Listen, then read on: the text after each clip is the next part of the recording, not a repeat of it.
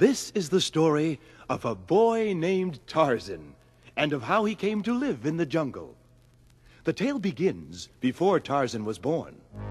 His father and mother, John and Alice Clayton, were sent on a dangerous mission along the coast of Africa.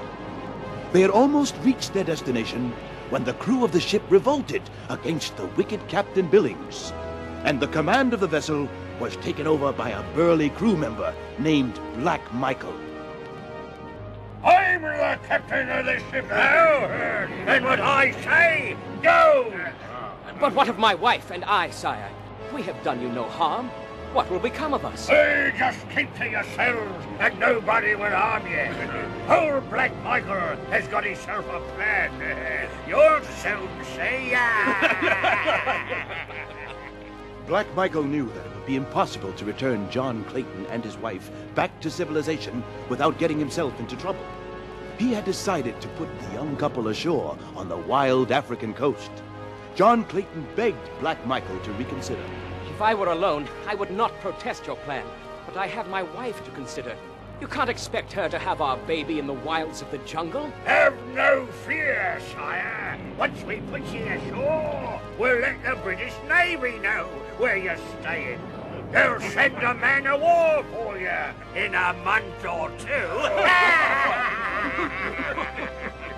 We will never know if Black Michael would have kept his word, because a few days after they were put ashore on the savage African coast with their few belongings, the ship and all its crew were lost in a terrible storm.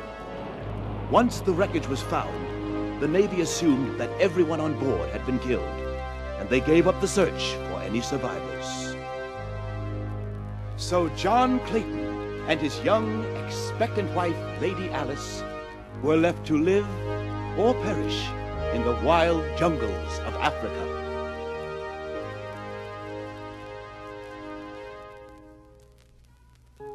Oh, John, the horror of it. What are we going to do? There is but one thing to do, Alice, and that is work. Work must be our salvation. We must not give ourselves time to think, for in that way lies madness. We must work and wait. I'm sure help will come. Once they realize that the ship is lost, they will come looking for us, even if Black Michael doesn't keep his word to us. But, John, if it were only you and I, we could endure it, I know, but... Yes, dear. I have been thinking of that, too. But we must face whatever comes bravely and with confidence. We can handle whatever comes our way. I know it. Hundreds of thousands of years ago, our ancestors faced similar problems, probably right here in these same jungles. They survived, and so will we. We can do anything they could do. Besides, we have better weapons and much more knowledge. We will make it. I promise you. I only hope that you're right. I will try my best and help in every way I can. The first thing we will need is shelter. We will need some sort of protection from the wild animals. I have a plan. Working together, they built a small and simple tree house. They cut 4 strong branches from a nearby tree and tied them together with rope they had taken from the ship. This square formed the base of the floor. Then they wove thinner branches to make the floor more solid. Some of the tropical plants that grew in the area had large, thick leaves. They used these gigantic leaves to cover the floor. The roof of the treehouse was made the same way. They covered the sides of the shelter with sailcloth from the ship. Before nightfall, their little house was complete. They moved some of their lighter belongings up into the treehouse, along with the rifles and ammunition. Well, Alice, what do you think of our new home? I told you we could do it if we worked together. It is not nearly as fine as our home back in England, but for now, it will have to do.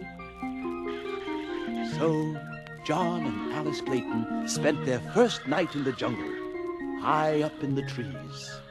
The wind blew their little shelter back and forth, and all through the long night, they could hear the screaming and roaring of wild animals. Once, during the night, Alice thought she spotted something strange coming out of the woods. John, look! What is it? A man? As John turned his eyes in the direction she had indicated, he saw silhouetted against the shadows beyond a great figure standing upright on the ridge. For a moment, it stood as though listening, and then turned and melted into the shadows of the jungle. What was it, John? I do not know, Alice. It is too dark to see so far. It may have only been a shadow cast by the rising moon. No, John. If it was not a man, then it was some huge and horrible mockery of a man. Oh, I'm afraid.